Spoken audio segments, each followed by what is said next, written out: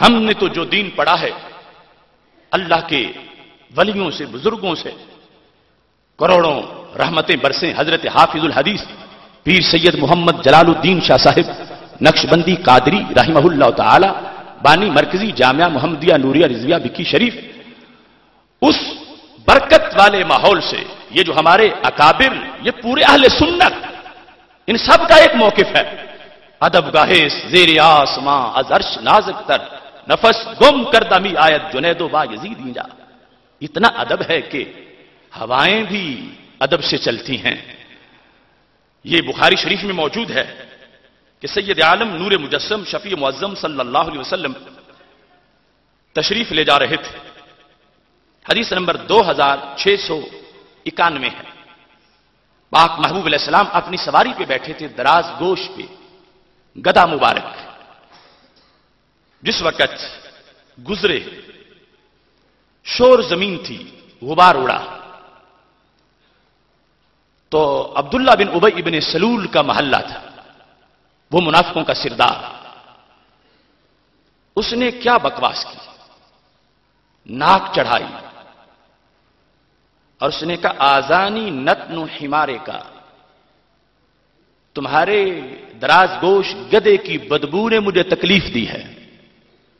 توجہ سے سننا، واللہ آزانی لقد آزانی نتن حمارے کا. اب یہاں پر براہ راست ہمارے نبی علیہ السلام کی ذات پر ہٹ نہیں ہے، آپ کی صفات پر بھی نہیں ہے، آپ کی تعلیمات پر بھی نہیں ہے. ایک جانور جس پر محبوب علیہ السلام جلوہ گر ہے، اس کی پشت پہ سرکار بیٹھ گئے. اب اس کی شان کتنی بن گئی ہے کہ جب منافق نے اس جانور کو بدبو والا کہا تو صحابہ سے یہ بھی برداشت نہ ہو سکا. آج لوگ کہتے ہیں کہ یہ کیا عشق رسول ہے کہ یہ ڈنڈے لے کے مار روڈ پہ آ جاتے ہیں، یہ کیا عشق رسول ہے. افسوس ہے مجھے اس طبقے پر، ان کے لیڈر کے خلاف خبر چینل پہ آئے تو ڈنڈے لے کے چینل کا محاصرہ کرتے ہیں، مگر ناموس رسول صلی اللہ علیہ وسلم کی بات ہو تو گھروں میں سو جاتے ہیں. اب یہاں پر صحابہ کرام علیہم رضوان کا عشق اور ہمارا عشق ان کی عشق کے زیر سایہ ہے. جو تجلی کل صفہ پہ تھی وہی تجلی آج جامع مسجد یا رسول اللہ صلی اللہ علیہ وسلم میں موجود ہے. اب جس وقت سید عالم نور مجسم شفیع معظم صلی اللہ علیہ وسلم کی سواری کے بارے میں یہ کہا آزانی نتن حمارے کا، تو حضرت عبداللہ بن رواحہ یہ برداشت نہ کر سکے. دیکھو یہ عشق ہے، دہشت گردی نہیں ہے. عبداللہ بن رواحہ نے کیا کہا؟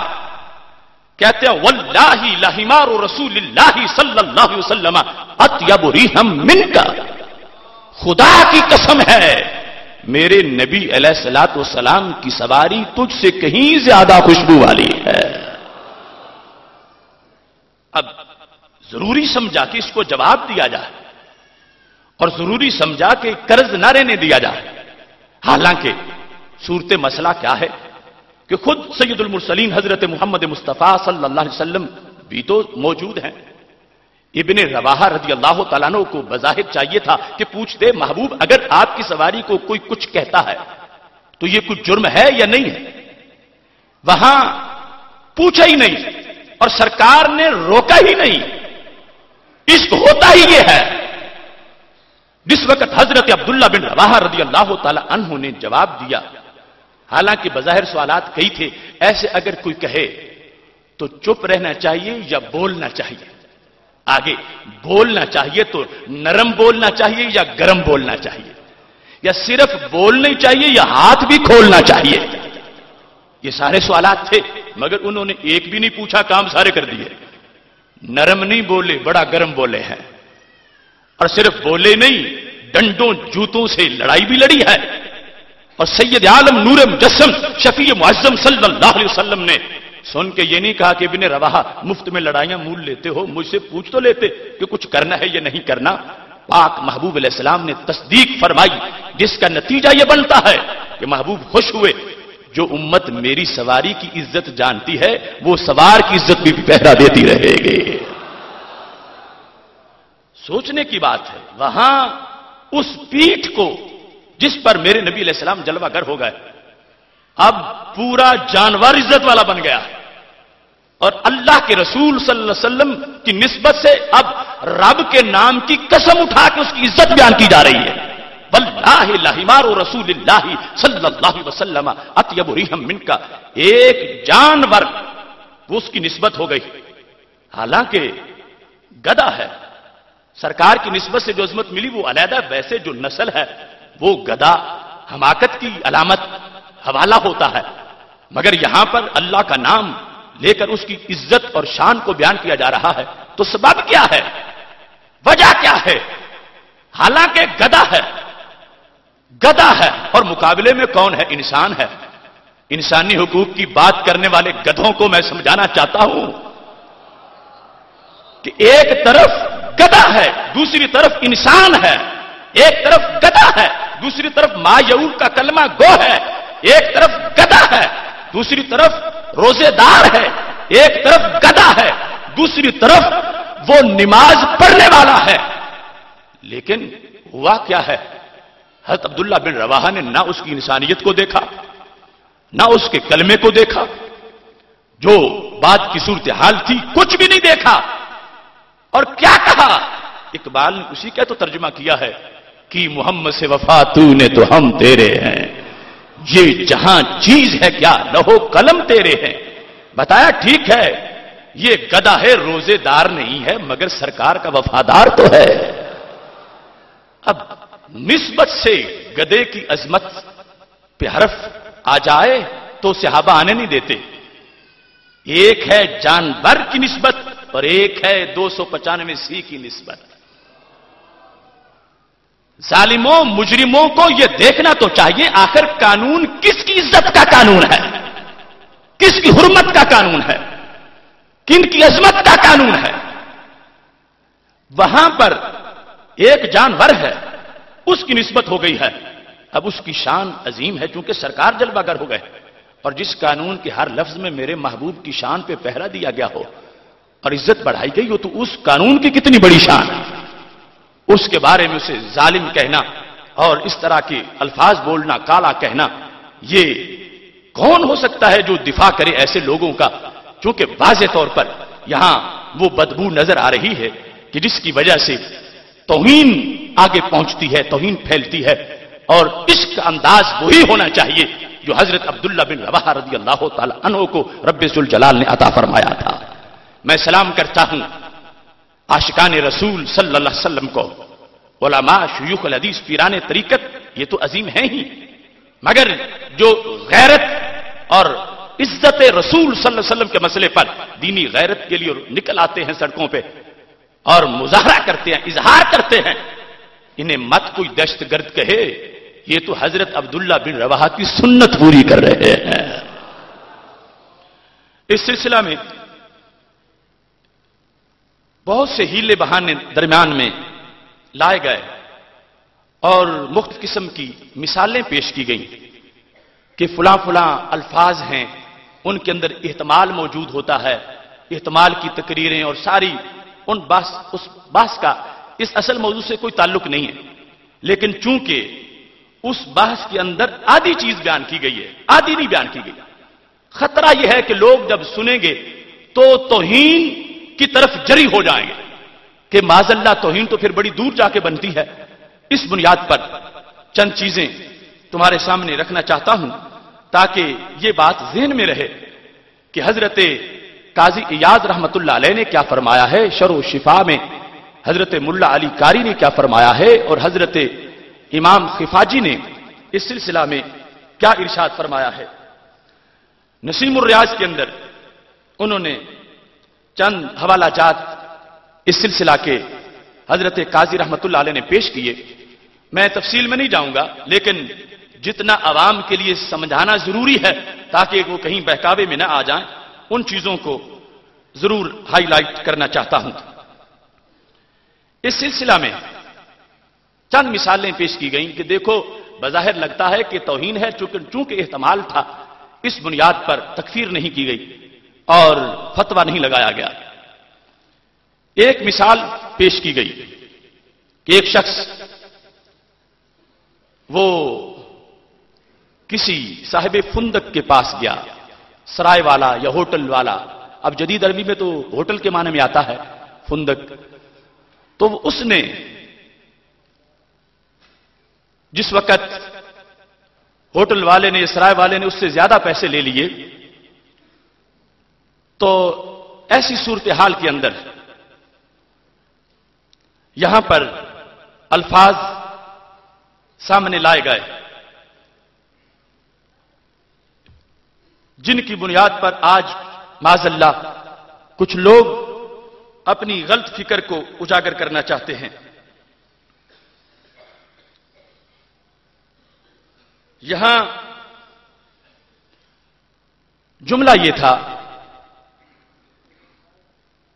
کہ بتایا گیا اس شخص نے کہا ہوٹل والے کو،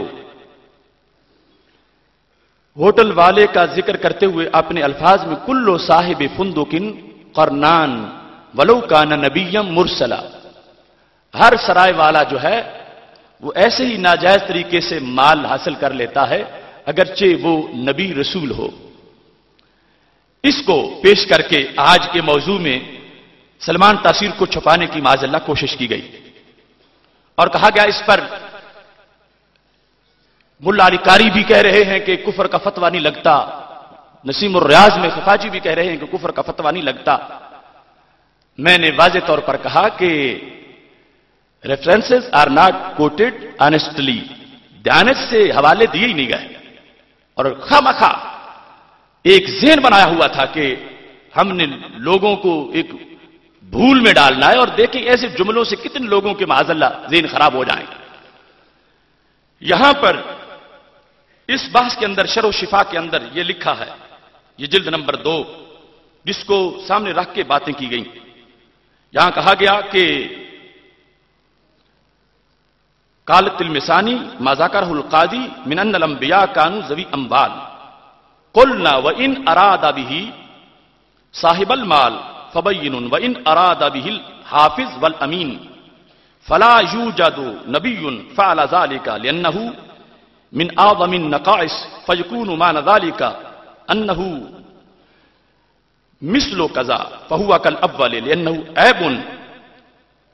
تو شرع کے اندر انہوں نے واضح طور پر کہا کہ اگر کرنان کا معنی حافظ لیا جائے اور امین لیا جائے تو ہر نبی حافظ، ہر نبی امین۔ اس بنیاد پر انہوں نے کہا کہ اب جو اس نے کہا ہے نا لو کان نبی یا مرسلا، تو وہ مجرم ثابت ہوگا، گستاخ قرار پائے گا۔ کس بنیاد پر؟ کہتے ہیں لأنه عیب فی سائر الناس فما بالک بالانبیاء فیقتل قائل ذلک۔ جب عام لوگوں کے اندر یہ بات عیب ہے، امانت میں خیانت، تو نبیوں کے لحاظ سے کتنا بڑا عیب ہوگا۔ اب اس قائل کو قتل کر دیا جائے گا۔ اس معنی کی بنیاد پر اگر یہ معنی سامنے آتا ہے لأنه شبہ الکامل بالناقص، اس واسطے کہ اس نے کامل کو ناقص سے تشبیہ دی۔ کامل ہیں اللہ کے نبی اور ناقص ہیں ہوٹلوں والے اور سرائے والے۔